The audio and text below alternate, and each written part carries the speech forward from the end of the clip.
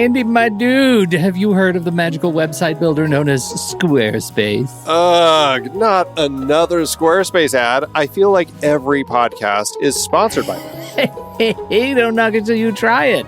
Yes, okay, it is overhyped, but actually it lives up to the hype. Squarespace is like a website fairy godmother. With a click of a button, your site transforms into a beautiful masterpiece. A website fairy godmother? That sounds interesting. What makes it so magical? Well, for starters, those slick templates make anyone look like a professional web designer. Pick one, customize the colors and fonts to match your brand, and voila. Plus, the drag and drop fluid engine is so easy, your grandma could build a site on Squarespace. Well, she did knit me a lovely scarf last Christmas. Maybe website design is next. Exactly. And when you're ready to sell your Nana's handmade scarves online, Squarespace has built-in e-commerce. Add a store with one click. Get flexible payment options. Then watch those sales roll in. And when she wants to teach others her steezy scarf skills, Squarespace's new courses feature is just the ticket. Nana can set up her curriculum and enrollments and payments in a snap and become the next e-knitting influencer. Oh, wow, you really sold me with the grandma angle. Sign me up for that free trial. Just go to thenextreel.com/Squarespace and transform your site into a beautiful Squarespace masterpiece. Well, thanks, Pete. Even though it's overhyped, Squarespace actually sounds perfect for Nana's site's needs. Appreciate the warning on the ads, though. I'll brace myself next time I listen to a podcast. Anytime. Let me know if you need any help getting that site up and running.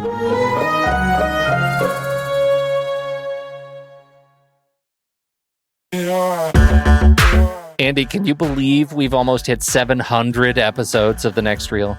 I know, it's crazy. And with all the other episodes in our family of podcasts, we are well over 1,200 episodes of movie conversation. It's really pretty amazing that we've gotten to have these in-depth movie chats every week for over a decade now. And we couldn't have done it without our loyal community of film fans. Their support over the years has meant so much. For sure. That reminds me, we should give the merch store a shout out. Buying shirts from thenextreel.com/merch is a great way listeners can continue to support the show. Plus, they get to sport our great designs. Absolutely. I think sometimes folks forget we have a variety of shirts, mugs, phone cases, and more available. In fact, a great place to start is with a shirt sporting the Next Reel's logo. We also have that classic Fast Times Spicoli Surf School tee, or the weirdly popular Rusty's European Tour shirt. The one from National Lampoon's European Vacation. Why is that so popular? Search me, but we have sold a ridiculous number of those. I guess there are a lot of Rustys taking trips to Europe? We're always adding new designs based on movies we've covered, like our brand new design for a streetcar named Desire, featuring a streetcar named Desire. So if you want to rep your love of TNR and films, head to thenextreel.com/merch. Every purchase helps us continue to have these weekly in-depth conversations. So visit thenextreel.com/merch today. And as always, thanks for listening and being a part of the Next Reel community. We've got lots more great movie chats coming your way. I'm Pete Wright. And I'm Andy Nelson. Welcome to The Next Reel. When the movie ends, our conversation begins. In just a matter of seconds, you're going to hear a classic episode of this show from back in the day when we called ourselves Movies We Like. It took us a while to settle into the show's format, so you'll notice some differences as you listen to these episodes. For instance, it takes us a bit of time to actually get into the conversation about the movie. Things like that. But we're still proud of the conversations about the movies themselves, and we think they're worth keeping in the library. So enjoy these episodes from our back catalog. And you can become part of our Discord community, learn more about the show, and find out how you can become a supporting member at thenextreel.com. So thank you, everybody, for downloading and listening to The Next Reel. We appreciate your time and attention, and we hope you enjoy the show.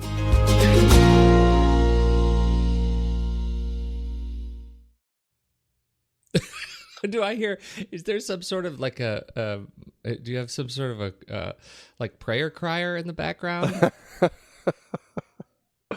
Why do you ask? That was awesome. How you been this week? You been good? I've been good. It's been, it's been a busy week. I feel like the time just zipped by. Oh, goodness. As do I. You know, it's this is one of I'm in the middle of this cycle where it's like every morning I wake up like, oh my God, I totally dread the day because it's not finally enough scheduled. Like every minute of the day should be precisely productive. Right. So looking forward to. We're road tripping next week. We've got a little spring break. We're going to our fair home, Colorado. Nice. Do you watch Road Trip before you take a road trip just to kind of gear yourself up? I don't. I actually prefer to watch, anything that kidnapping movies, The Vanishing. You should watch The Vanishing. There you go. Get it in there. Right? Redemption.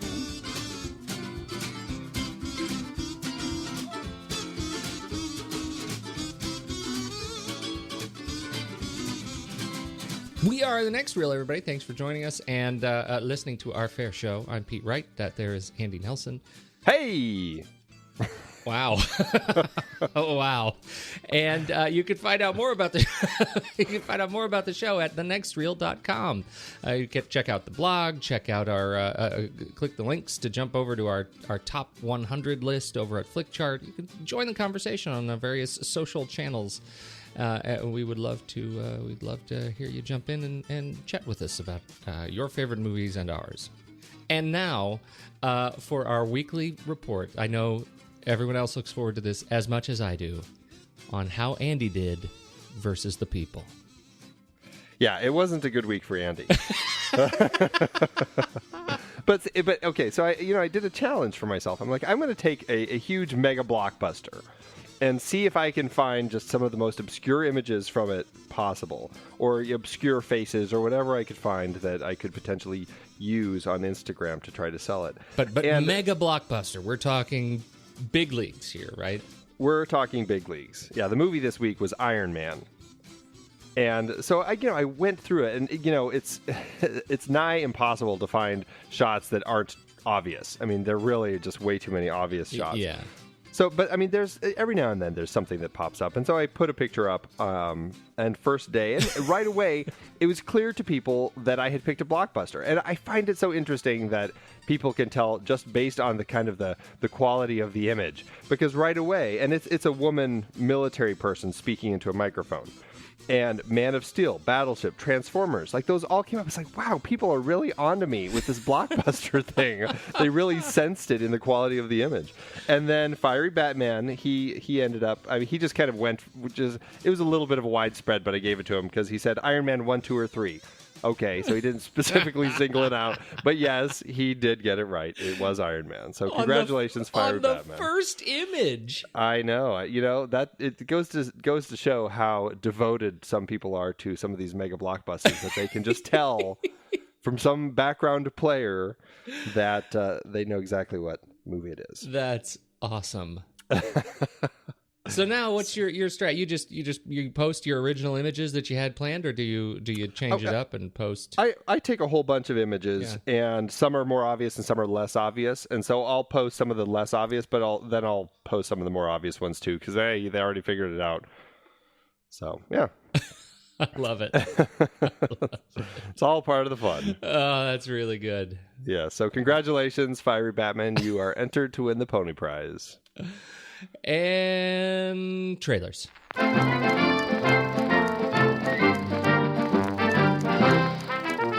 I think that I should just go first because mine is pretty brazen. Well, I look forward to hearing how you're going to do this while not taking us into the realm of an explicit tag. Right. It's, this is just one of those films that it really is just aimed for a specific audience. That do you think? Like, what is that audience? My mother? I don't know. I don't know your mother well enough. Your mother. But definitely my mother. Oh, no, mother, I'm sorry. Take it back. Yeah, I take it back. No, the movie is called Bad Johnson. And it is just it starts off looking just like a raunchy sex comedy. And it continues as kind of a raunchy sex comedy, but not in any way that you would expect it to be. It's basically this womanizer who's very charismatic and very handsome. and is going around sleeping with every woman he sees and ruining relationships left and right. He wakes up one morning to find that his male genitalia has actually disappeared. And he freaks out, and then he freaks out even more because he realizes that his penis has actually turned into a human with a beard, with a great big bushy beard, and is now walking and talking and basically living the high life, not attached to him anymore. and so now he has to deal with taking care of his little buddy. And to try to, just try to rein him in a little bit and get control of him. And I'm assuming it's going to be kind of learning how to, treat women right and all that sort of stuff over the course of the film. But the real sell on this film is just the fact that, his penis takes human form and now he has to deal with it. Well, what I love about it is that from the looks of it, it looks like his penis bemes the enemy. Right, his penis is the antagonist. Which I guess the antagonist in the film, which I think it's externalizing his sexual libido. Right, and that metaphor is just, it looks really brilliantly executed in what should be a nice raunchy comedy. Yeah, it definitely will be a raunchy comedy. It's just a concept you just can't. You can't not watch this. You can't not appreciate what they've done here. What was that? What was that? It sort of has this vibe of and we should say it is this. We picked this trailer as an homage to Bad Milo. Milo, right? But it also seems like a cross between Bad Milo and what was that with Jennifer Jason Leigh, Bridget Fonda. Single white female, right. There's an interesting comparison. Right. It's got a little bit of that to it. Anyway, I think it's going to be one to catch on a very late showing. Make sure you're drinking while you're watching it. Yeah. Probably one of those sorts of movies. Yeah, it looks pretty wacky, but in the spirit of just sex comedies, I think it should be pretty fun. And that opens May 2nd. May 2nd. Yep. All right, my trailer is okay. So last time you did when you did Bad Milo, I did The Secret Life of Walter Mitty, which was trying to regain some sense of class. That's right. This I'm going to try and do the same thing this week with the 2013 British-American drama thriller Locke. Comes from Stephen Knight, starring Tom Hardy. And I'm telling you, when I see Tom Hardy on screen right now, he really is becoming one of my favorite actors. This film. It starts out, the trailer starts out, and he's in the car, and he's talking to what we presume to be his wife, and he says, "Hey, I've got to tell you something. I'm not coming home." Yeah. And then it's just a sequence of phone calls that get increasingly intense as he is, having these conversations on his phone with these people as he's letting go of his life for some reason to, quote, take care of something. And we don't know what that thing is, but it looks like it's very intense. It does look very intense. And Stephen Knight, we've talked about on the show before. Yes. I mean, he does some great stuff. And writing, directing this, I've got to say, I'm quite excited to see it. Knowing his chronology of films that he's either written or directed, I'm definitely looking forward to this. Yeah, I think so too. From Dirty Pretty Things to Closed Circuit, I think he has. I think he's done some really interesting things, and in terms of this sort of thriller vibe. So I'm looking forward to it. And I am very curious how he's going to do, because Buried was a great example of a one man in one situation sort of film that I think carried itself really well. You don't feel like you are bored watching a man buried in a box for the run of a film. This is the same sort of thing where we're watching Tom Hardy in his car driving for the entire film. At least that's how they kind of pitch it. Mm-hmm. And I'm really curious how Stephen Wright handles that as far as keeping the energy up cinematically while we basically watch Tom Hardy on the phone with all these different people in his life. And it's a thriller. It's pretty interesting and very compelling. Yeah, I think so too. I think it looks really great. And all of a sudden, I can't tell you when it opens. Do you have that? It's coming very soon. When is it? April 25th. April 25th. I lost my tab here. April 25th. So coming right up. Buy your tickets now. Yeah, looking forward to that one. Very much. All right. I think it's time. Let's swing for the outfield. I'd to lead you all in a little prayer. Dear Lord, may our feet be swift, may our bats be mighty, and may our balls be plentiful. And Lord, I just like to thank you for that waitress in South Bend. You know who she is. She kept calling your name. This summer, Tom Hanks is managing the impossible, the Rockford Peaches. Says girls can't play baseball. Who says women can't throw? Slide! Thank you! Give them a league of their own to play. Then stand back and get out of their way. So let's all root for the girls' team. Let's give the poor coach a break. Still missing the cutoff man. Now, that's something that I would like you to work on before next season. Columbia Pictures would like to take you out to the ball game for an all-star comedy. They'll pay you $75 a week. We only make 30 at the dairy. Well, then, this would be more, wouldn't it? The manager, Tom Hanks. Are you crying? There's no crying! There's no crying in baseball! The catcher, Gina Davis. What do you say we slip in the back seat and you make a man out of me? What if I smack you around for a while? Can't we do both? The pitcher, Lori Petty. I made it! I'm a peach! A Rockford peach! The scout, John Lovitz. Are you coming? See how it works is, the train moves, not the station. And batting cleanup, Madonna. What if my uniform bursts open and oops, my bosoms come flying out? You think there are men in this country who ain't seen your bosoms? A league of their own. All right. God knows we have a game. It's not like any of this helps, believe me. Directed by Penny Marshall. A League of Their Own. Yes, Oh, indeed. Andy. Uh-oh. No, you know what? This is really funny. A League of Their Own, 1992. This is a story of the real life AAGPBL, the All American Girls Professional Baseball League. It is directed by Penny Marshall. Stars, of course, Tom Hanks, Gina Davis, Rosie O'Donnell, and Madonna.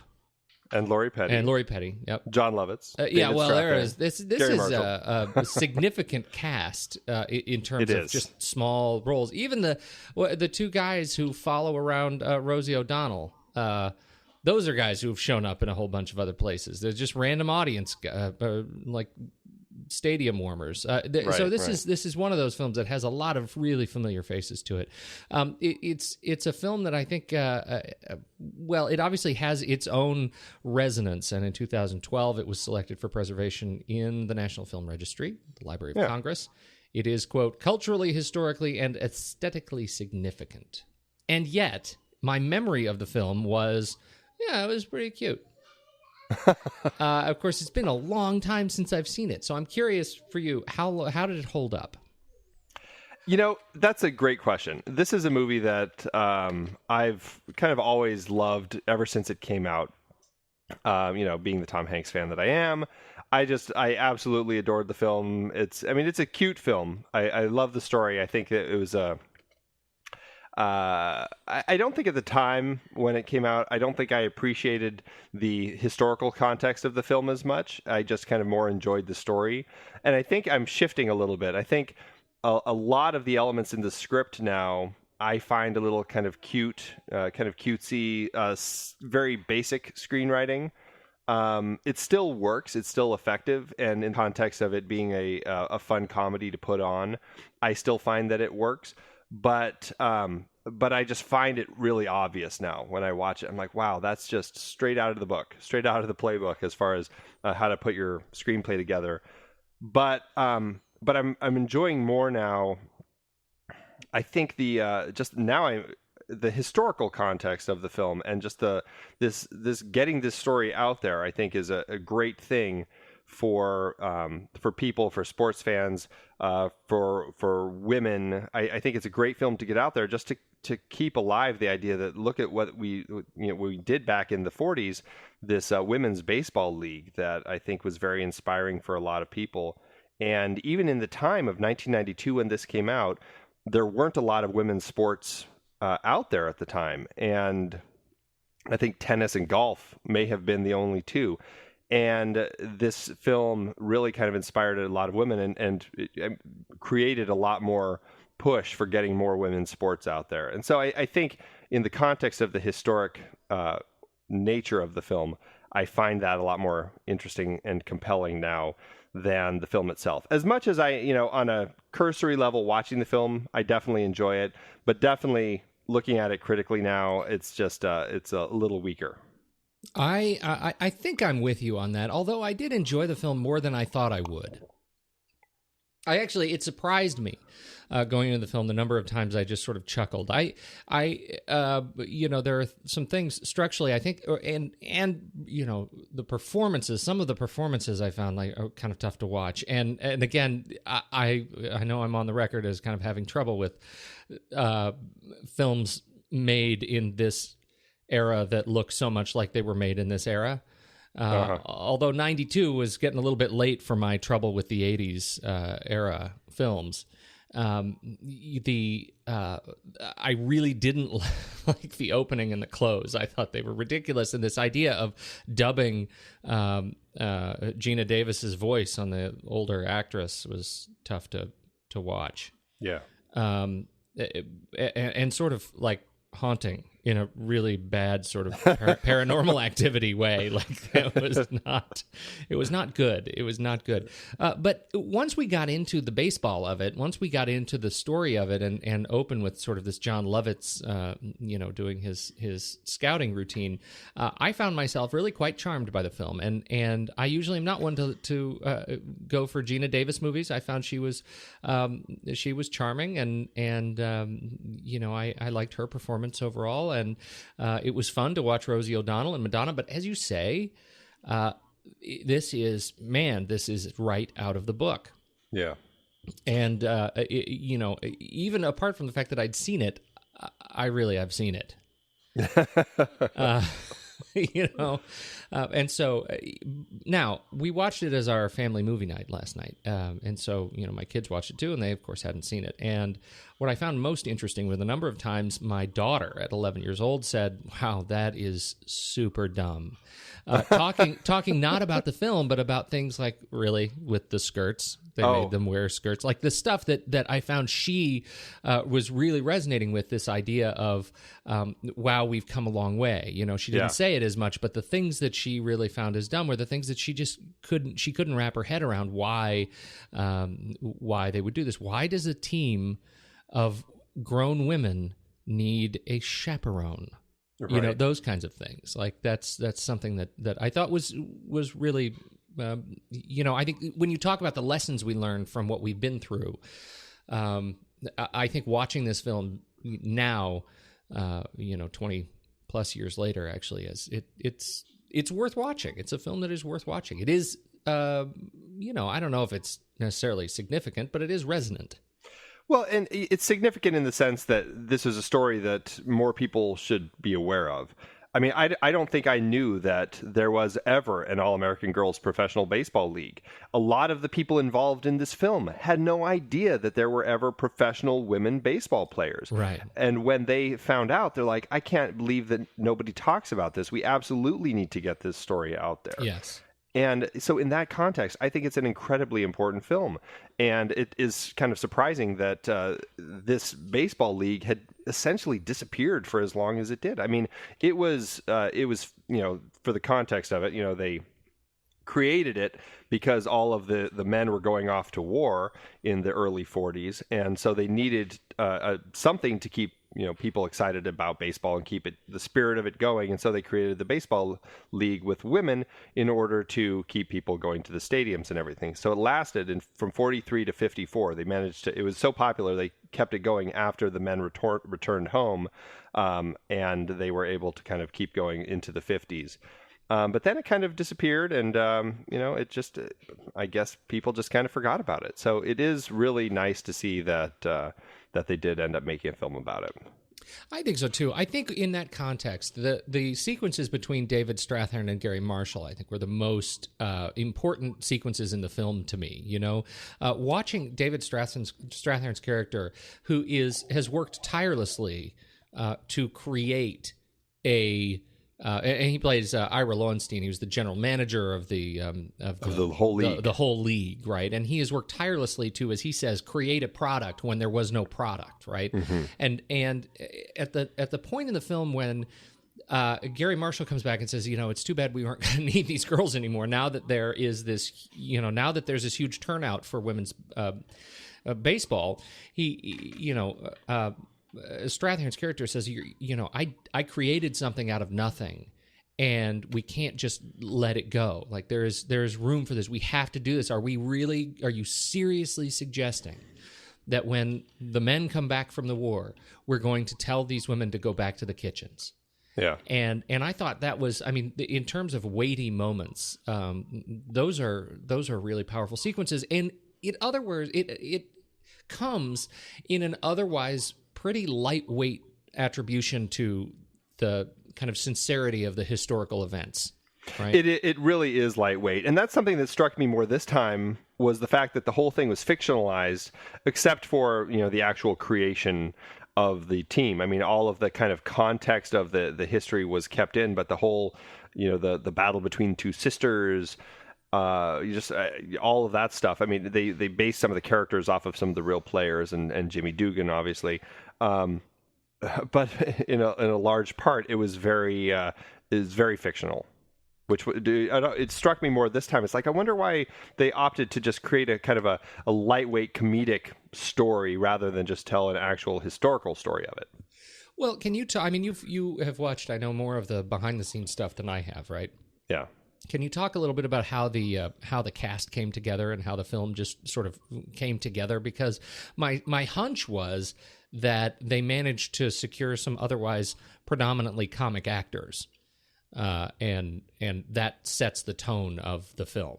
But I may be making that up. Well, and I think all of that really starts from bringing on the director. This, Penny Marshall coming on board to direct this. I think her history in the industry is much more of kind of that lightweight, popular entertainment comedy sort of persona rather than somebody who's doing stuff more seriously. Sure, she did come right off of Awakenings, I believe, before she did this. Right. So she had kind of stepped into stuff that was a little more serious, but she really does come from that comedic background.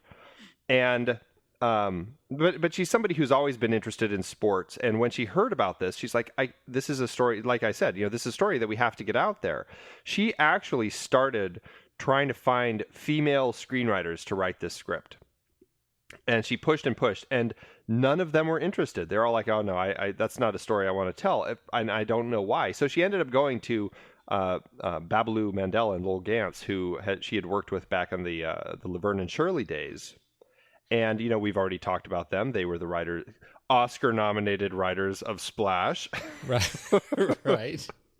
And they are definitely Hollywood comedy writers. They definitely have that type of writing that they do. And it's, I think it's very telling that they were behind the screenplay. Yes, they did the research in the baseball world and the historical context of the story, but the fact that they were the ones who were brought on to write the script, I think really tells the vibe that Penny Marshall was looking for with the film in order to make it something that maybe is something that she could kind of sell to get the funding and everything.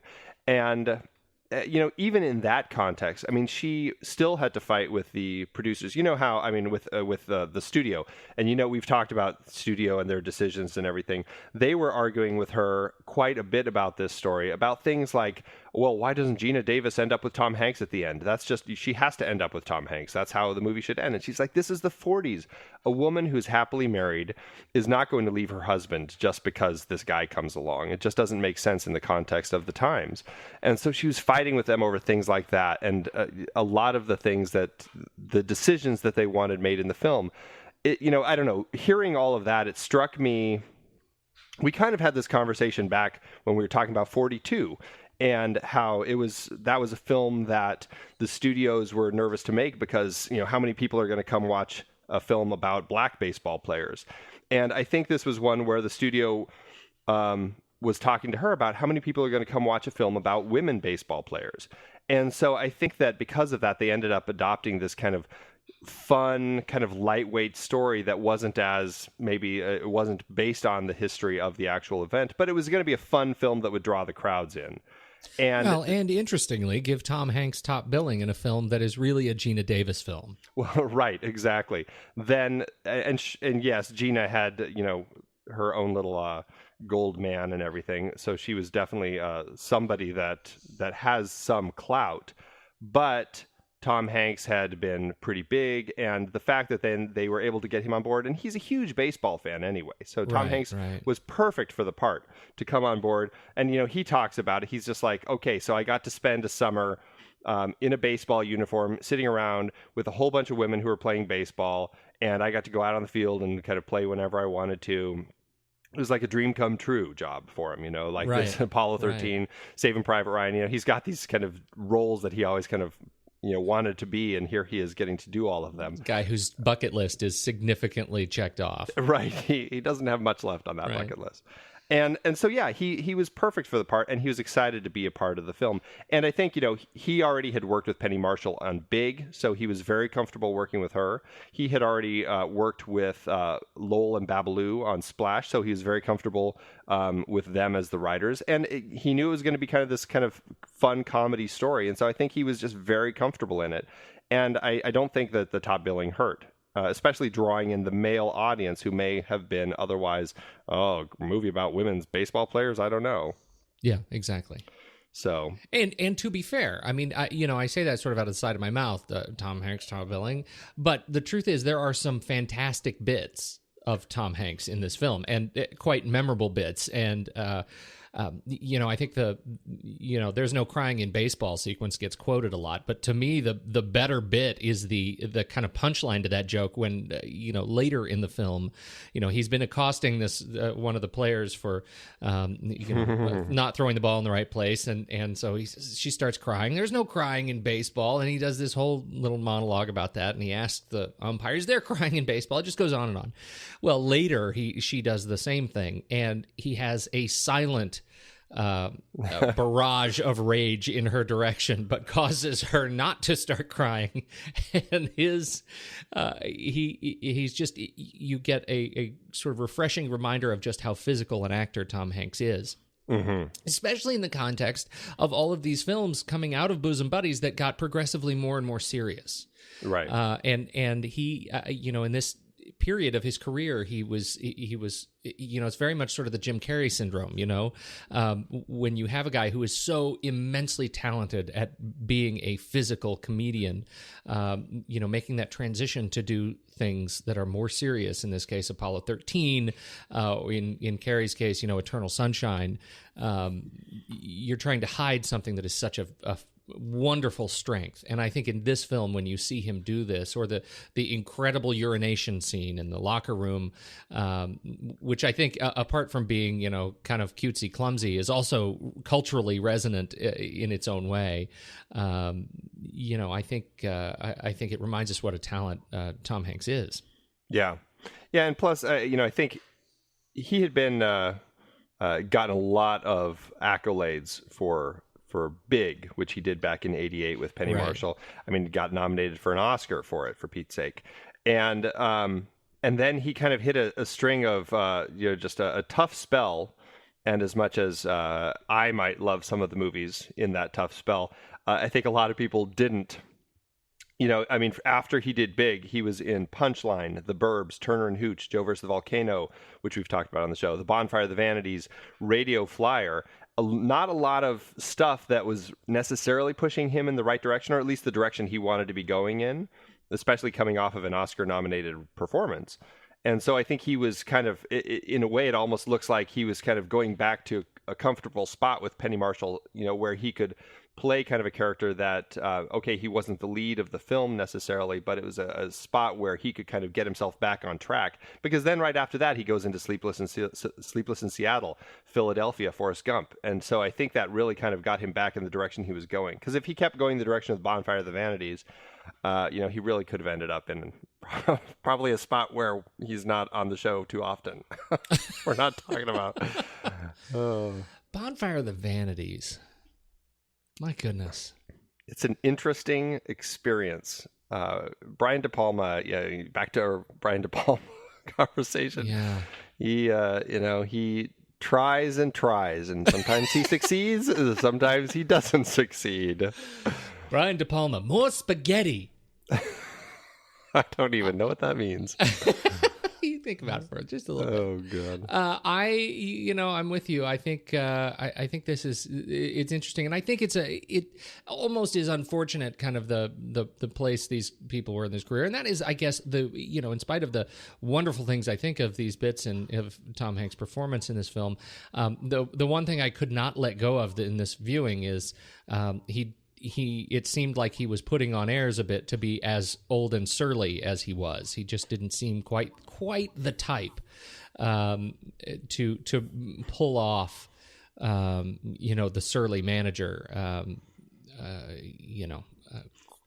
with quite enough credibility for me. Well, and that's a good point. And they had originally written the role to be an older manager. Yeah. And when Lowell and Babaloo learned that it was going to be Tom, they instantly kind of reworked it for him. And Tom himself was really concerned. He's like, well, I'm a little young to play a manager of a team. But they had that whole story about how Jimmy Dugan had been, injured. And because of that, his baseball career was over. And so he was a very young manager. Yeah, a young drunk. Yeah, and so it works in context of the story. But yes, there are a few moments where it seems like he's not quite there in that he's really pushing to be that, the gruff manager. That was certainly my sense. Fun to watch, but Gina Davis. Talking about going back to a question you asked earlier, the casting of this film, all of these women, in order to even get considered for a role, from Gina Davis all the way down through Madonna, through all of the supporting baseball players in the story, Penny Marshall wouldn't even consider them for the role until they had gone through a baseball training day, and the coach was able to tell them this person's trainable, and if they were or not, and if they were trainable, then Penny would audition them. Because she wasn't going to waste her time auditioning somebody who... We've talked about this on the show. Baseball is a sport where you can't fake it. You have to know how to play the game. You have to look like you're doing it correctly when you're filming a baseball movie. You can't just, fake a pitch. It really has to look like an actual pitch. So all of these actresses, they came out of baseball camp, and Penny Marshall then auditioned them. So Gina Davis is great in the film, and I know that she's not one of your favorites. She's definitely one for me that's in at least one of my guilty pleasures. Oh. What's that? What did I just hint at there? But I do have. I don't know. It's not the pirate one, is it? It's not the pirate one. I've actually never seen that one. Okay. So. All right. Yeah, but no, there's something else. All right, you may continue. I'm not gonna say. Stuart Little 3, Call of the Wild? Man. All right, keep going. I like Gina Davis. I've always liked Gina Davis. There's something about her, I think, that I find compelling I don't think that she works in all of the films that she's been in, but I do like her a lot in this film. I think that I don't know. This was just one of those movies that I just really enjoyed. Okay, I'm just gonna say this out loud, and it's a little bit of an aside. I think it's quite possible that both of our guilty pleasures have a major crossover actor. That's what I'm saying. A major crossover actor. You just let that sink in. Okay, so Gina Davis, she works in this film for you. Is that what you're saying? Yes. You totally got me sidetracked. She's an actress who, I think I had a spell of her in the 80s and into the 90s that was really solid for me. The Fly, Beetlejuice, Thelma and Louise, League of Their Own, and even going back to like Tootsie and Fletch. She was very small parts in those. I don't know. I just always have kind of kind of a soft spot for her, I guess, even if she's not in much that's that great these days, I guess. Yeah. I mean, I never saw her TV show, which was supposedly pretty good, but she had, was that Sarah? Commander in Chief. Commander in Chief. That's recent. That's the recent one. Right, exactly. And then there's the Gina Davis show. Yeah, which is one I never saw. Yeah. Huh. Interesting. So she's there. I liked her in this. I think overall, I have trouble with her, but in this, it works. It works. The team, I think, works in this film overall, and particularly, I loved the relationship between the sisters on the team. Lori Petty is actually one of the central problems I have with the fictionalization of this team, and part of that is because while I like the rivalry between the sisters, she comes off as such a baby throughout, like so impetuous and petulant that I find at the end of the film, the huge climax at the end of the film, when she actually hits the home run and is carried off the field, I can't help but thinking she totally didn't deserve that. Like, she was a huge baby, and everybody tried to bend their will around, so that she could get her way. And, one of the best sequences is when Gina Davis confronts her and says, "I'm sick and tired of, getting blamed for things that are going wrong for you." And then she wins. I'm like, oh, that's a horrible way to end this film. Like, she should be on the bench. She should not be, anyway. I think that was something where, I mean, I'm not quite sure, but I think that was a moment where they were trying to be a little more historically accurate as far as which team ended up winning the World Series. Yeah.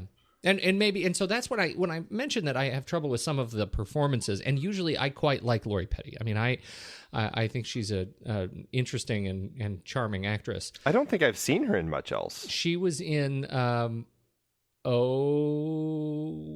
Free Willy. That was your favorite. That was not right? the one I was. That was not actually the one I was thinking. It was Tank Girl. I actually really liked Tank Girl when it came out, and so I've liked Lori Petty. I don't think that this film does much justice to her playing.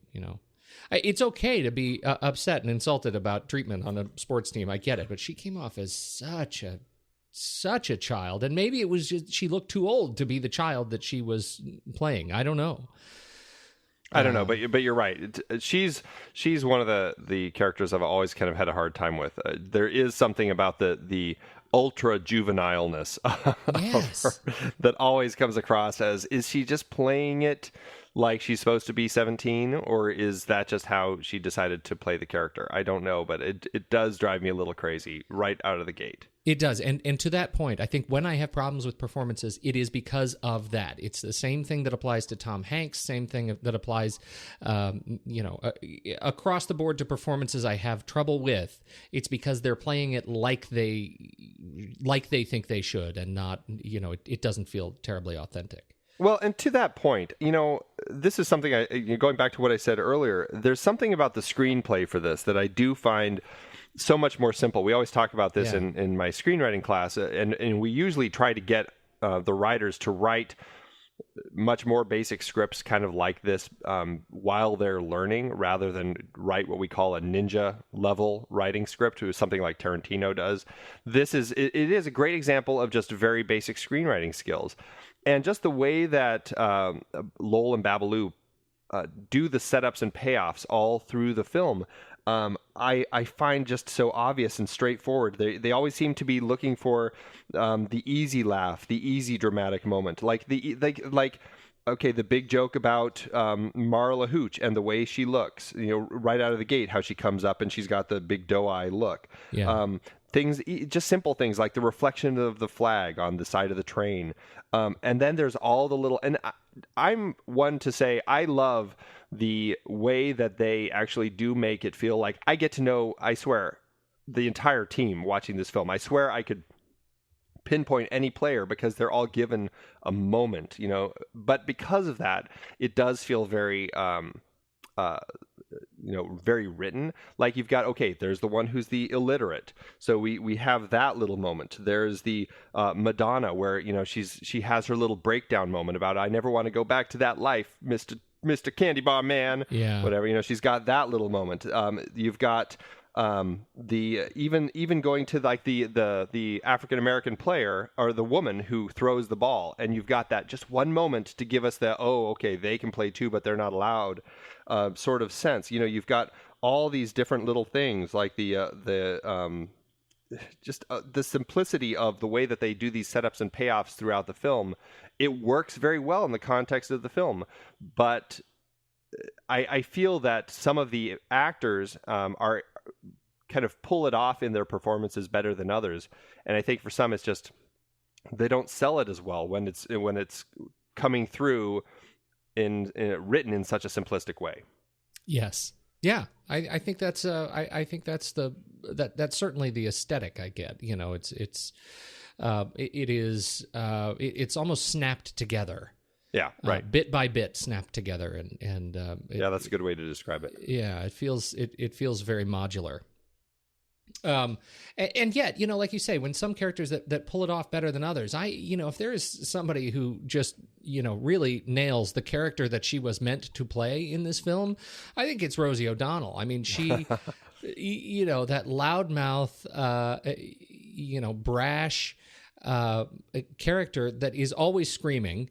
And yet doesn't come off as play. It just comes off as who she is, and right. And I think in large part because that's who she is. Right. But there's a lot to appreciate about her place, and I think as a result, in terms of this, what Lowell and Babaloo are trying to do to make this very much a team-dominated sort of a film, she becomes one of the anchor points of the team that is, so visible, so boisterous that it's you always can come back to her. Right. And in the context of what this film is trying to do and the context of its comedy, I think she works very well. Yeah, she's great. And interestingly, that she came in to audition for the role of Marla Hooch. And, but I guess Penny just kind of, really liked her and was like, gosh, I don't think that, I think, I don't want to cast you as Marla. I want to cast you as Madonna's friend, which that role was actually written as another kind of a beauty queen, sort of like Madonna.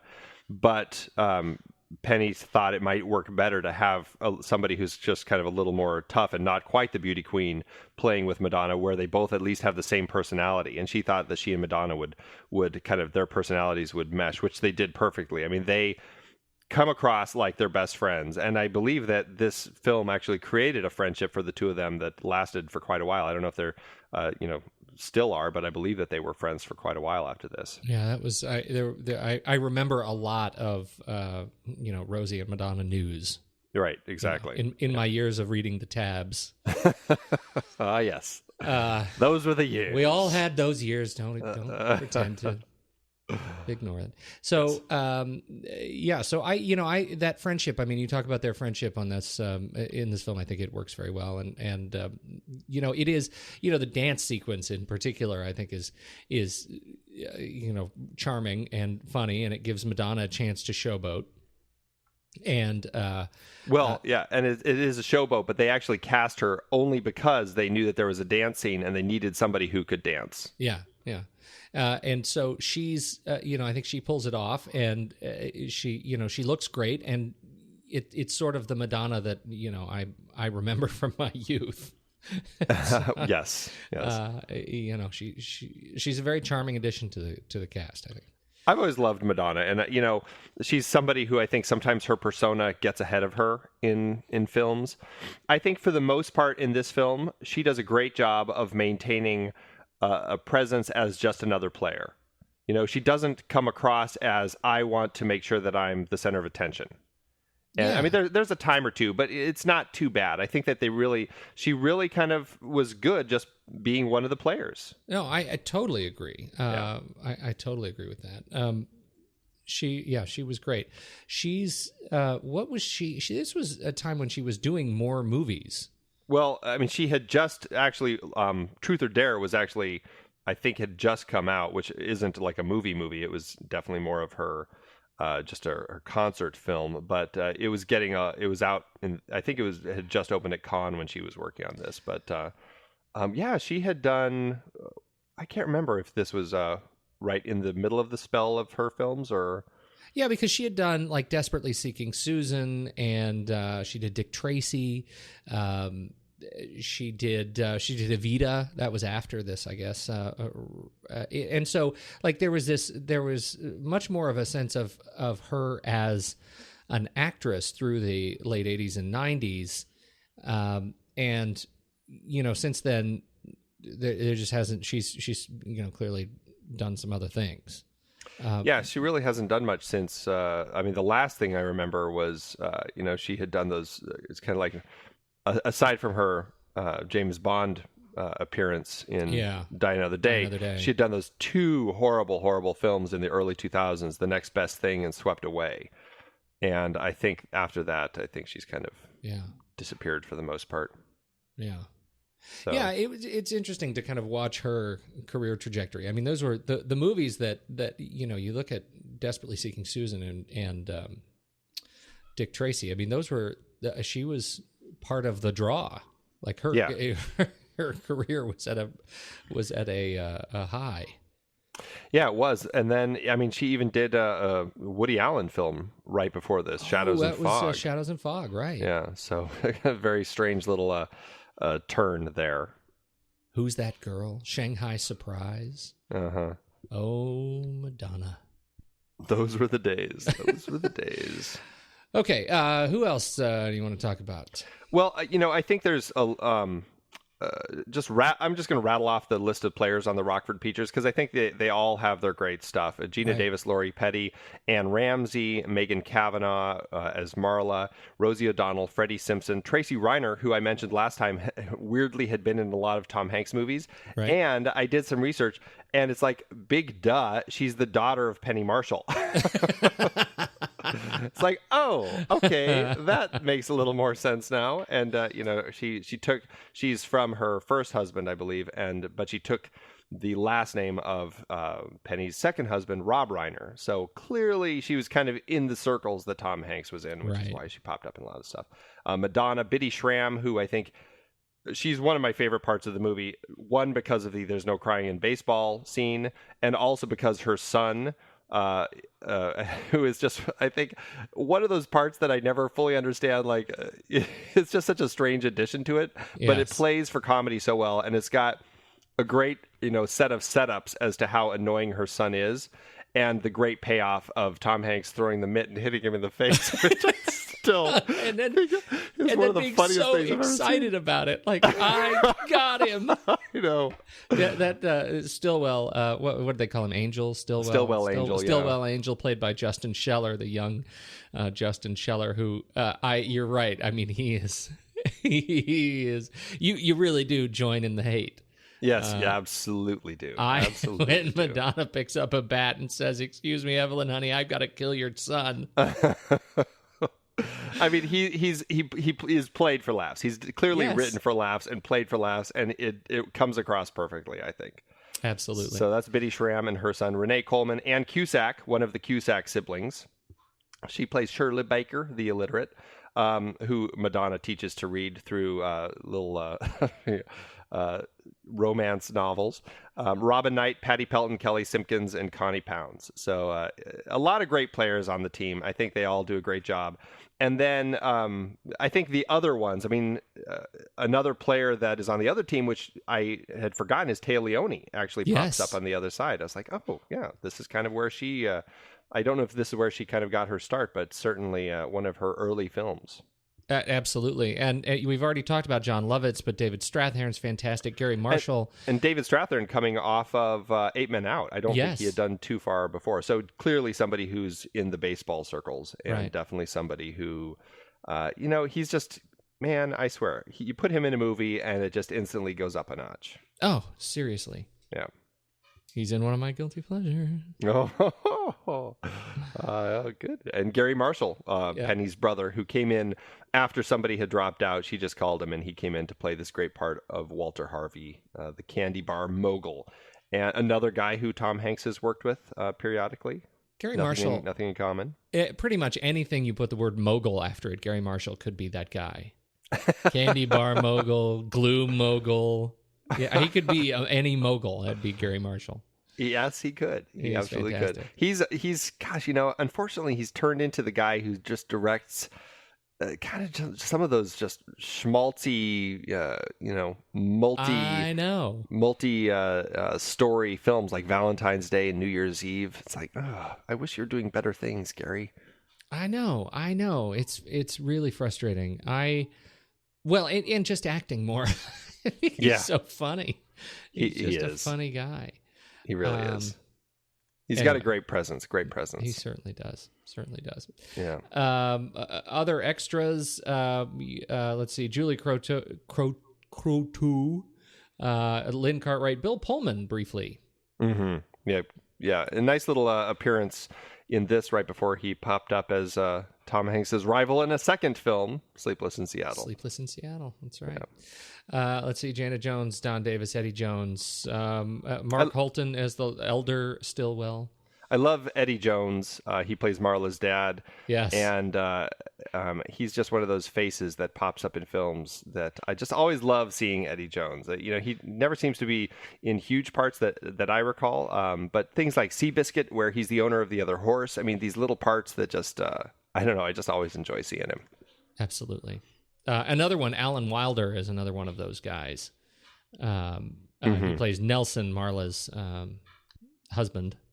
Right. And he's in the late 80s to 90s. He's in a bunch of stuff, particularly a lot of television, where he just shows up in. It seems like all the shows I used to watch: Murphy Brown, Frasier, Party of Five, Mad About You. Like he was showing up everywhere.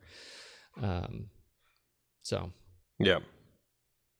I think switching gears to the production of this. It's funny. Miroslav Ondrejek did the cinematography. I don't know Miroslav that well, but he seems to be somebody who's done some good things like Amadeus, and then some kind of more of the comedic things like Funny Farm and FX that didn't work quite as well. He's I don't know. I think he's a cinematographer who works. I think he does a great job, especially with the director like Penny Marshall, who notoriously really kind of comes at this from the acting point of view, where doesn't really know anything at all about lenses or anything. You hear her talking about it, and she's just like, well, I hate the shots where you've got some of the stuff in the background's a little fuzzy. I just kind of want to make it all look the same. When she says things like that, it's like, okay, so she clearly isn't going to be the one to go to figure out which lens to put on the camera, like some other directors who go, oh yeah, give me the 75, and right, so right. She very much just is, I think, a very actor-oriented director, which is fine. She lets her cinematographer. It's a little fuzzy. That's really funny. Yeah. So, but he does a great job.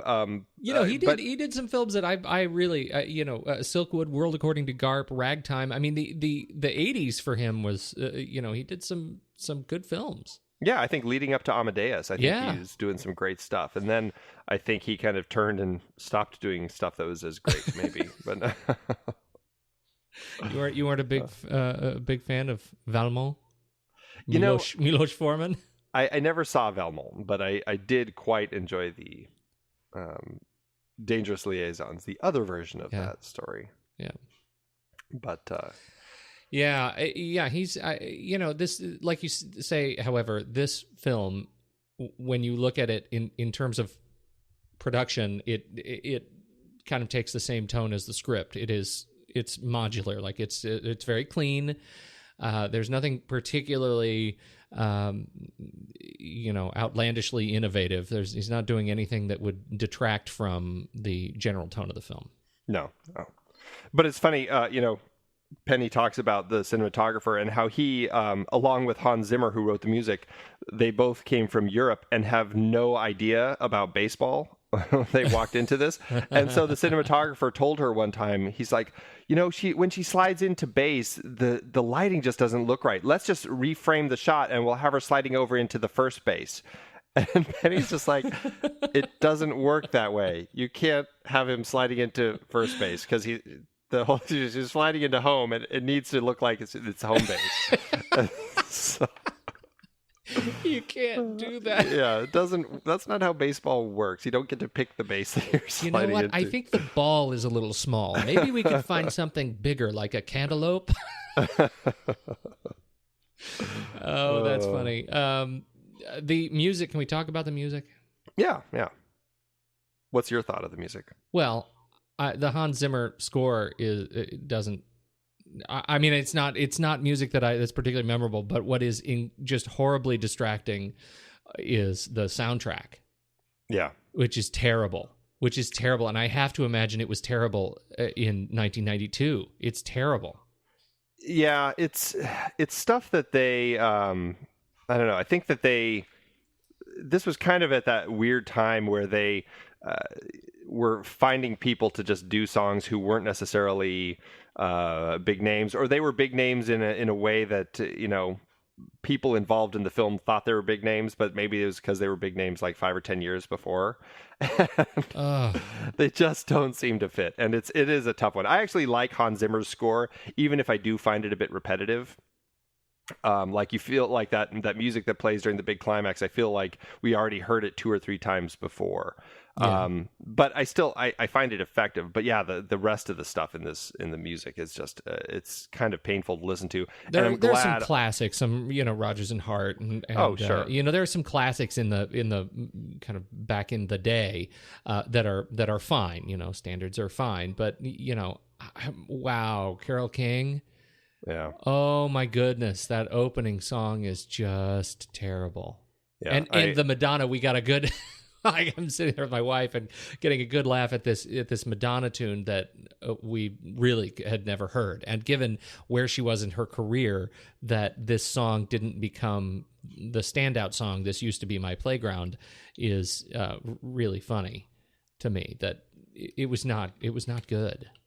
It's one of the slowest songs that Madonna has done, and I swear it drones on forever. Like nothing that I've ever heard It makes before. baseball, which is already kind of a slow sport, now played by 70 to 80-year-old women.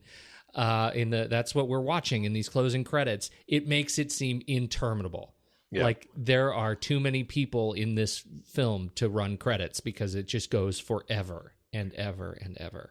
Yeah, it actually did top the charts, and it became Madonna's 10th number 1 single, which broke her tie with Whitney Houston to become the female artist with the most number 1 singles at the time. All right, now you're making me look bad. It's not a good song.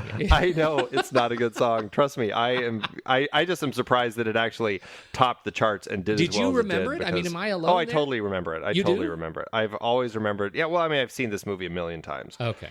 And I always, as soon as that song starts, I'm like, oh God, I have to turn the sound off because it's horrible. It is horrible. And I have it on one of Madonna's. She did a compilation of some of her ballads in the mid '90s, and I have that, and it's the one that I always skip because I feel like it never ends. Yeah, well, it's because it doesn't. It is the song that never ends. Yes. Okay. All right. Well, so where do we stand? Do you have other things to talk about on this thing, or are we ready to talk money? Just one other thing that I do want to bring up, which I do find really interesting, in regards to Gina Davis, actually. She has become kind of a pillar for fighting the good fight of gender in media. And I think that this film, I don't know if this film kind of started it for her or what, but because I think it became obvious to her that there were not a lot of women in roles that they could look at as role models. And so she started up this institute called the Gina Davis Institute on Gender in Media. And it's basically a nonprofit that's trying to get the media industry to kind of get a better balance in the world of gender.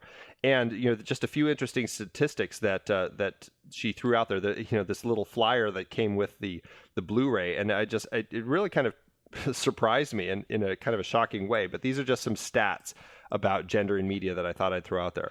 Among the top-grossing G-rated films, female characters are outnumbered by boys 3-1. This ratio has existed since 1946. Wow. Yeah, that's one. Female characters are 6 times as likely to be shown in sexually revealing clothing. Consider this. G-rated animated female characters were the same percentage of sexually revealing clothing as live-action R-rated characters. You're kidding me. Yeah, all I have to say is Little Mermaid. Yeah, right. And then from 2006 to 2009, not one female character was depicted in G-rated family films working in the field of medical science as a business leader or in law or politics. So, it is something that I think people in the industry, it's worth being aware of, the fact that, we need to we're both fathers of daughters, and making it more, making more options for them where they can find more role models, I think, is very important. Even look at the Lego movie, which I think people keep pointing out in the world of Legos, how I think it was not until like in the last decade where all of a sudden they finally had a female character as far as the Lego toys. Right. And, I think it is something that they're working on changing. And obviously they had Wild Style as a character in the film. And, they're trying to get more female Legos out there, aside from the kind of overly cliche girl Legos that are all like pinks and purples with, we're playing on our swing set, and just all sorts of things that are not like what the boy toys are doing, So, they're working on it, but I think it's something to be aware of. And I'm glad to hear that Gina Davis has this whole institute, this nonprofit that she's putting together to try to get people more involved and try to make better role models for young women. Oh, that's great. Yeah, well, that's great. And to your point, that's as a father of a daughter, and maybe I'm lucky. All my daughter is vastly more interested in bows and arrows and things that are she's definitely she is training for the Hunger Games. She's training for the Hunger Games, right? And so like training to win is what. I like to put that.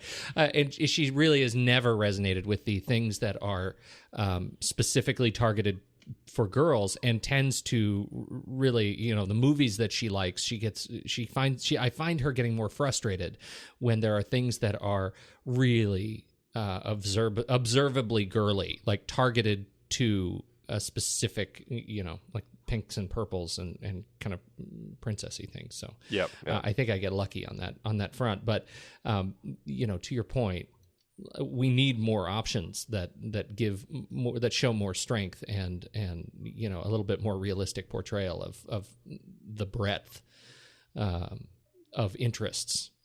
Yeah. For girls. Absolutely. That they can be the same. Mm-hmm. So. Yeah. Anyway. Exactly. All right. So how'd this movie do in the box office? It did well. I think they decided that the tone, I think they picked well as far as finding the right tone for the film, because it's definitely something that was an audience pleaser. It's number 32 on our list of films when you look at it according to adjusted for inflation in cost per finished minute. But the budget on it was $40 million. So they had, a decent amount of money for early 90s to play around with. And domestically, it grossed just over $107 million, and internationally about almost $25 million.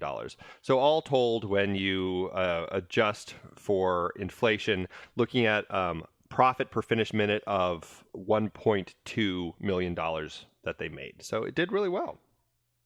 Well, good for them, right? Yeah, absolutely. I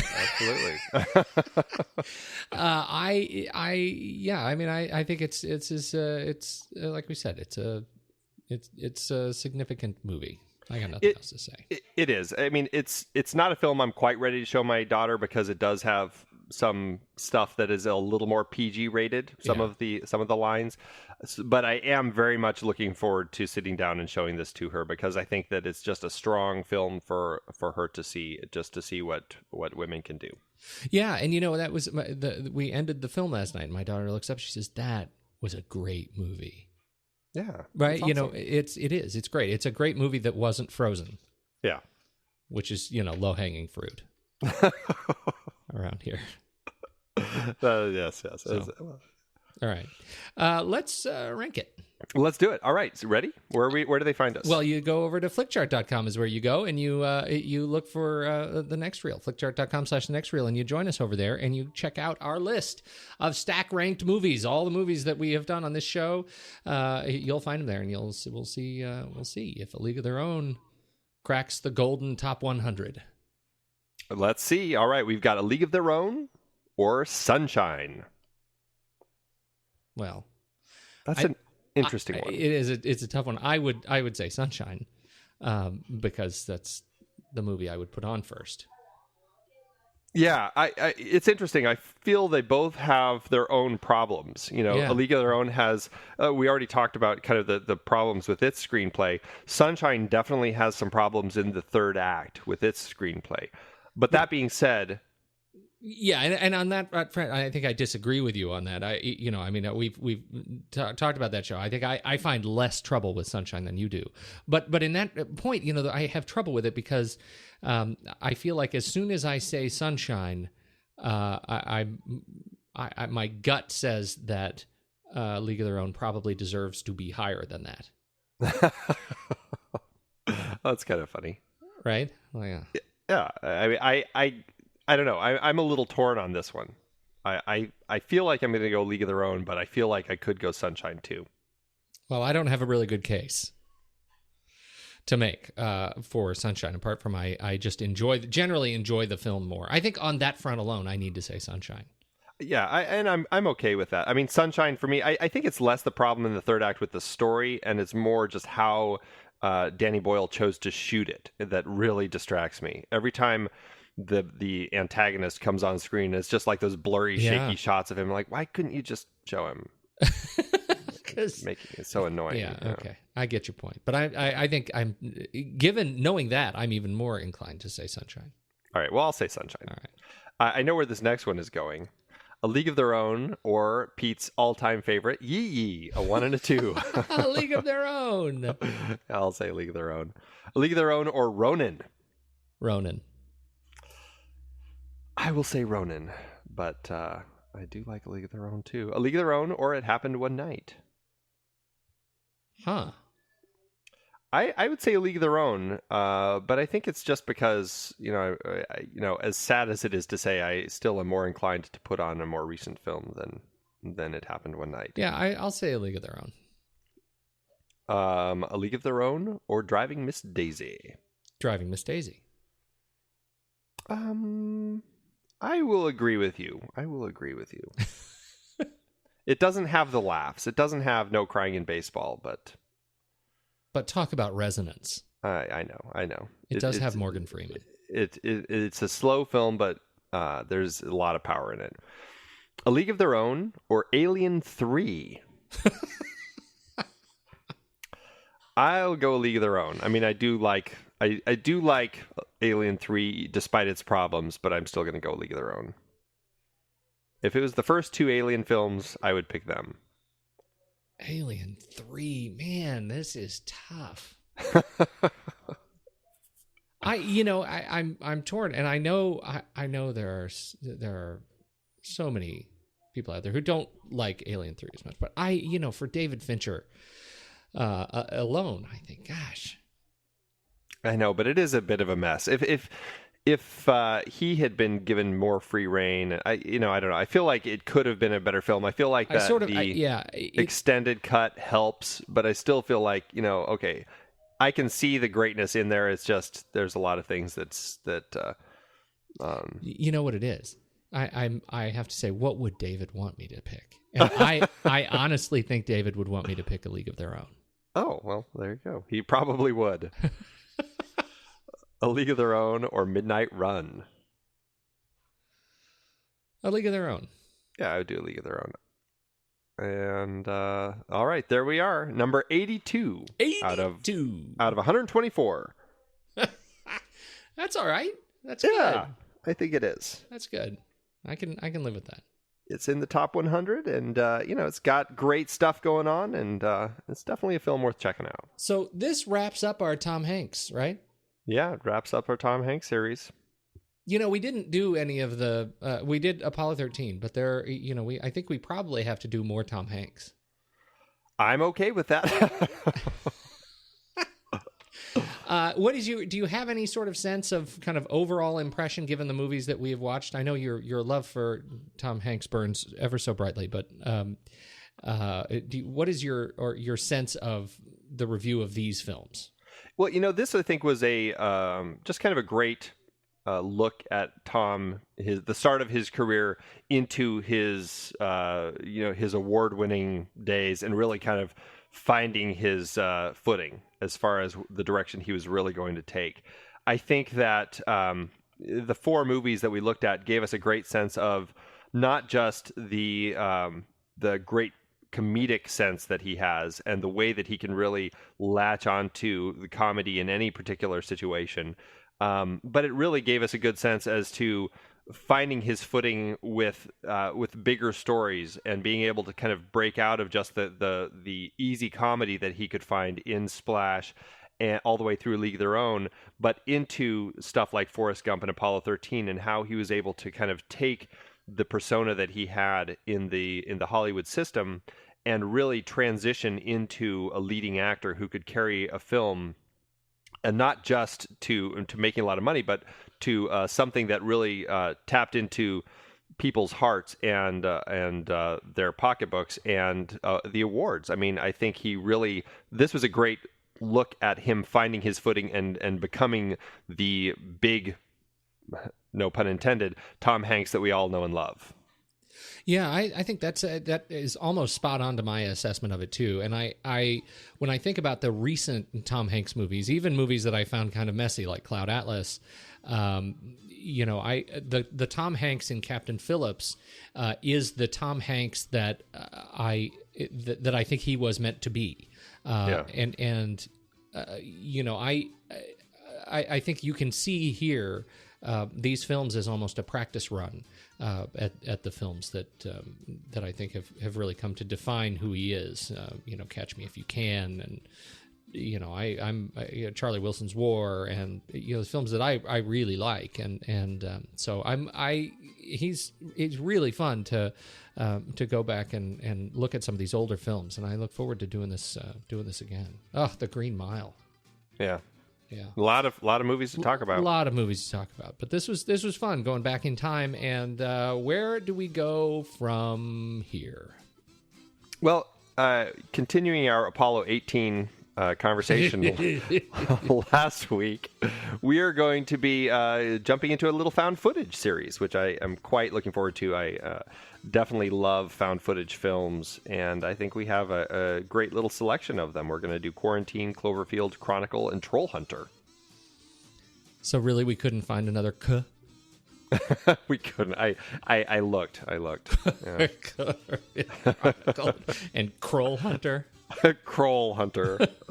This will be good. A nice little 4-week jaunt into found footage horror thriller. Yes, looking forward to it. I love it. Thank you, Andrew. Yeah, absolutely. And that's all I have to say about that. That's all I have to say about it. I'm gonna go back to bed.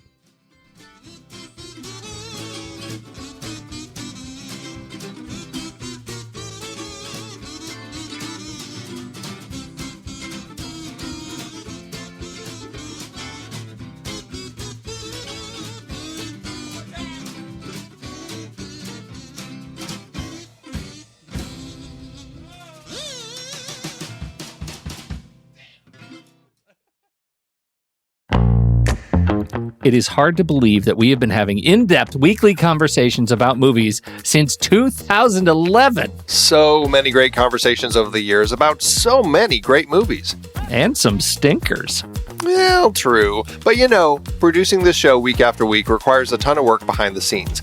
If you'd like to help support our efforts, one easy way is by using our Originals page when shopping for books and movies that we've covered. Just visit thenextreel.com/originals. Your purchases made through our links give us a small commission at no extra cost to you and allow us to keep having these great discussions. In Season 3, we covered even more great adaptations like The Night of the Hunter and It Happened One Night, both part of our Couples on the Run series. We talked about No Country for Old Men. The Coen brothers so rarely adapt someone else's work. We had some fun rom-com adaptations like About a Boy, based on the Nick Hornby novel, and Nick and Nora's Infinite Playlist, adapted from Rachel Cohn and David Levithan's book. In our terribly and naively named foreign language series, we discussed The Brilliant City of God and The Diving Bell and the Butterfly, which I won't ever be able to watch again, ever. But could you read the original memoir? I don't know, maybe?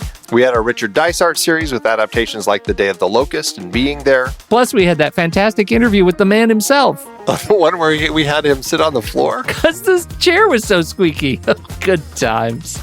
We did our first Tom Hanks series with Forrest Gump, adapted from Winston Groom's novel, plus Apollo 13, based on Lost Moon by Jim Lovell.